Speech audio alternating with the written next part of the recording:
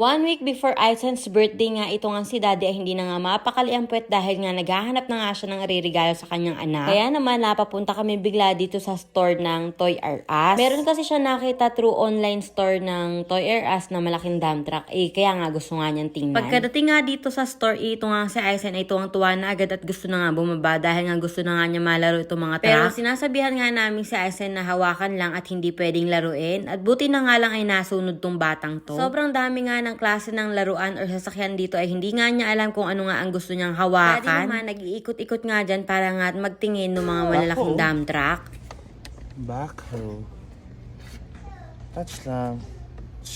Touch lang, touch. Touch lang. Dito sa part na to, nakita na nga ni Daddy hinahanap niya na dump truck, kaya lang sobrang laki naman. Isip-isip nga ni Daddy, iba ka nga hindi mabuhat nga ni Aisen, sobrang laki. May titingnan nga kami sa bandang dulo ng mga laruan, kaya lang nga nakita namin itong mala real size sa dinosaur. At ito naman palang si Aisen ay takot. Takot. No.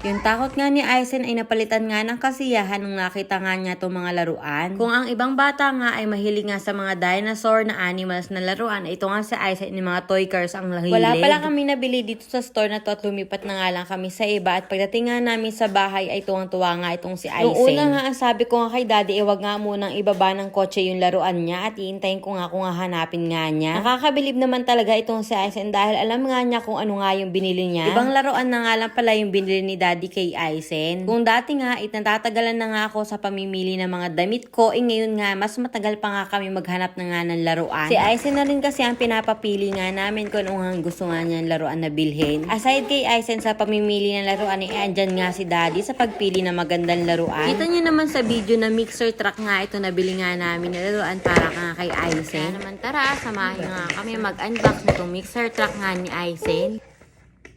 Wow!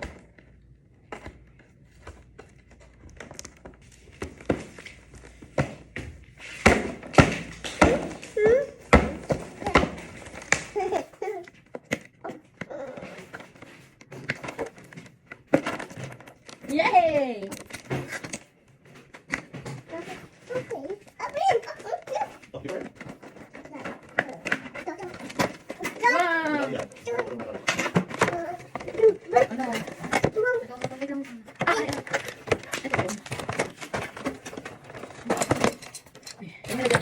Wow!